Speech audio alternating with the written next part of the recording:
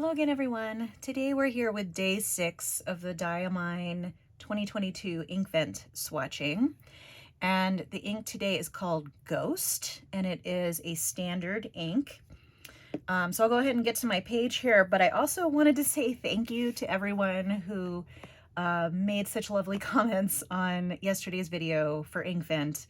For those of you that don't know, I was out sick for a few days and wasn't able to catch up until yesterday. But everyone wrote just such sweet little notes. So thank you for that. I appreciate it, and it really gives me the will to keep doing videos for you all because you seem to enjoy them. So thank you. All right. So here we are on day 6. And I've just gotten down to the essentials, which is this number 4 automatic pen and then the khaki mori nib, which I'm going to take the cap off. And then I'm just going to be using these for the rest of the time. And as I did yesterday, I'm going to put the link to day 1 so that you can see the setup for this. And there'll be a bunch of links there in that day 1 video to places where you can, get the automatic pen, see the video of the setup of this ink swatch book. And so I'll put that link below, and I'll put that link below for every day. Oh my goodness, I feel like December's been going fast, but it actually hasn't been, because as I look through the pages, we have quite a few days left. All right, that's good, because I'm not entirely ready for the holiday yet. The tree is not yet decorated. All right, so like I said, day 6, which is Ghost, a standard ink. So I don't need to shake it all that much since it's just a standard ink. I have a pot of water off to the side to clean my tools. I'm guessing that this is kind of a grayish blue.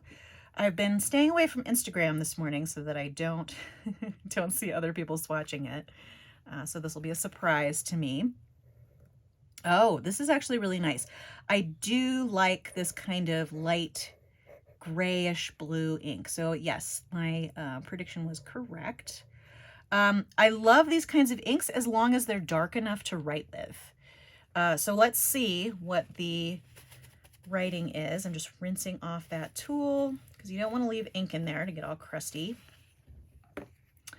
And then get out the khaki mori nib. And let's see. Oh, yeah, I think this will work great for writing. So this seems a little drier than some of the other days' ink, which is not necessarily a bad thing. I tend to like, actually, let's see, because there's so much ink in here. Yeah, this nib is fantastic, by the way. I like this one even more than my brass version.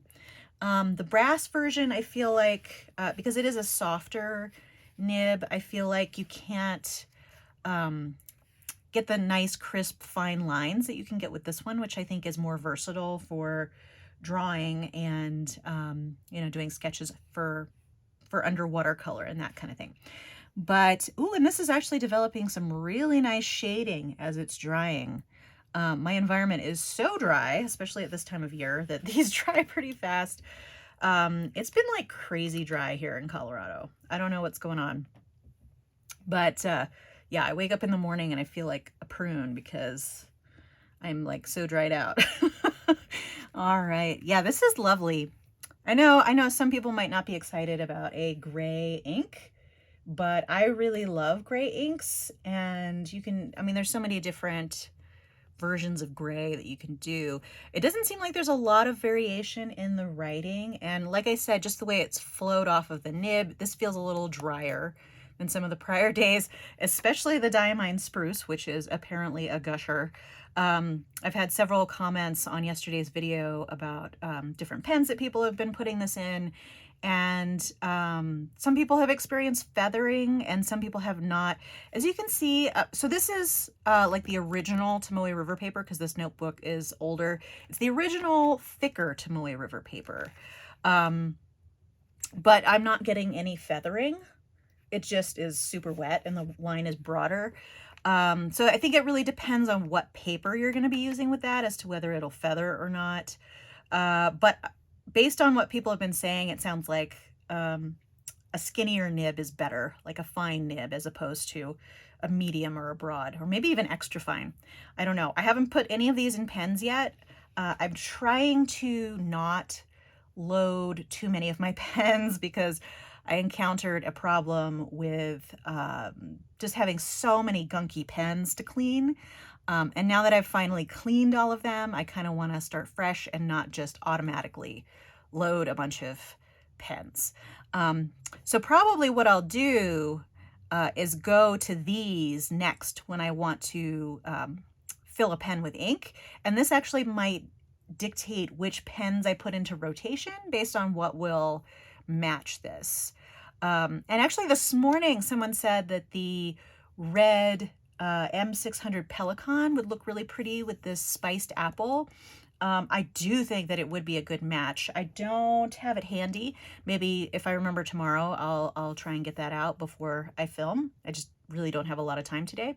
But yeah, so I think that would be really pretty with that pen. The only problem is I'm not sure.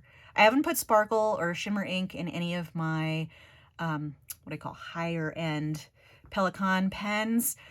Just because it is a piston fill. I mean, you can take it apart, but I have not done that with any of my Pelicans. But in order to clean out shimmer ink, it's sometimes a little bit more difficult because basically you'd have to flush water in and out, in and out, in and out until you were able to flush out all of the shimmer, which may take a while. So I'll have to think on that. And I still have ink in the M600 red. Yeah, tortoiseshell red. That's what it's called, I think. But I mean, I think it really would look pretty. I will try to dig that pen out so that I can compare the colors tomorrow. I'll try and do that after this video if I have some time so that it will be ready for tomorrow.